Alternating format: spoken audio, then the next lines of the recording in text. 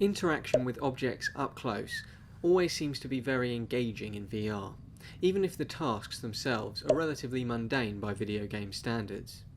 This is in part because a sense of 3D is most powerful a short distance from your eyes, and you're able to lean around objects to get a really natural sense of their position through parallax. Most block stacking activities that you'll come across in VR are used as a showcase for motion controllers. Not so Stacks by the team behind the Converge social application. Stacks does not rely on Razor Hydras or Vive wands, but allows you to create, destroy and stack blocks using a simple look and click system.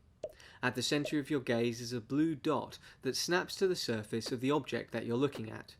With a press of a button you can create a new block that sticks firmly to that surface.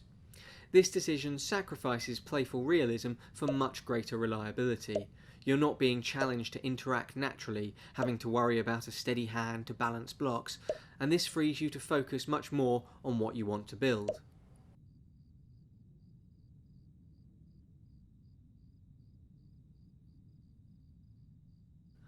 In front of you is a table on which you can construct your blocky creation. The table space also acts as a miniature representation of the world around you. So as you add new blocks, they appear in analogous positions in the wider environment, allowing you to look up and gaze at your creations towering above and around you. It is a real shame that you can't leave the bounds of your work table and go explore the world you've just built.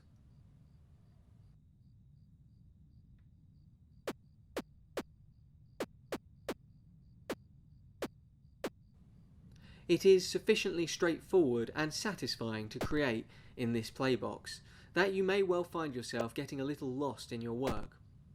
It is certainly easy to see how artistic applications like Tilt Brush will be hugely popular, if much more rudimentary creation tools can hold attention for as long as Stacks can.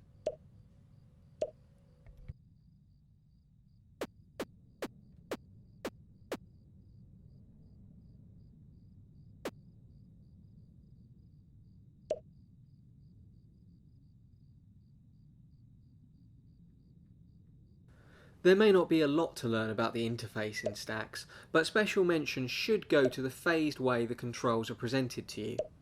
New features are added to your desk over time, telegraphed with an audio cue.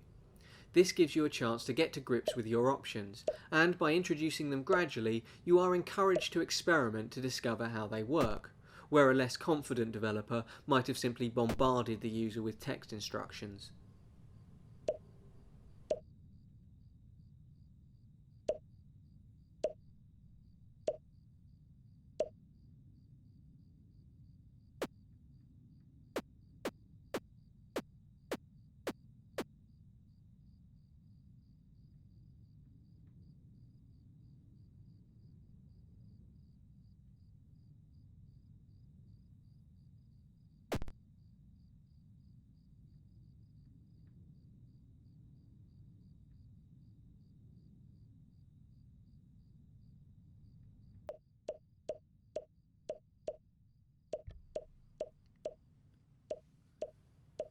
Destruction is a form of creation, as they say, and the highlight of Stacks is the big red button that blows up your hard work. Time slows down, music kicks in, and the coloured blocks, both the miniature ones and their giant counterparts, split apart, cascade downwards, and bounce around. This is lovely to look at, and you'll spend almost as much time watching your creations collapse as you did building them up.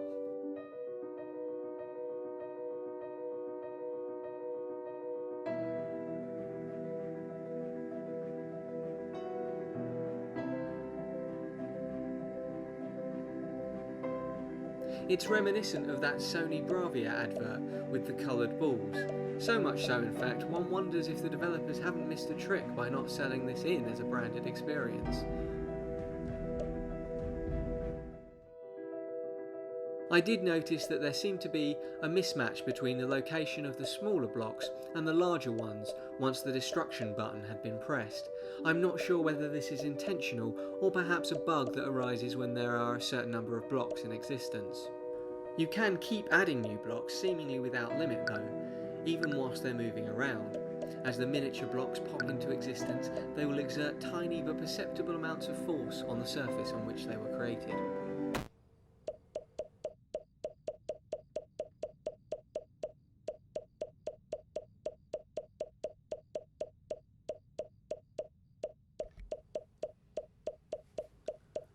Stacks was an unexpected treat. It is simple, easy to use and fun to interact with. I don't think these virtues should be downplayed. It taps into a primal sense of joy at creation and destruction, which makes it a pretty fun demo to noodle around in and revisit. It is one that's likely to delight VR veterans and newcomers alike, a great one to show newbies who are looking for a demo with a little more interaction.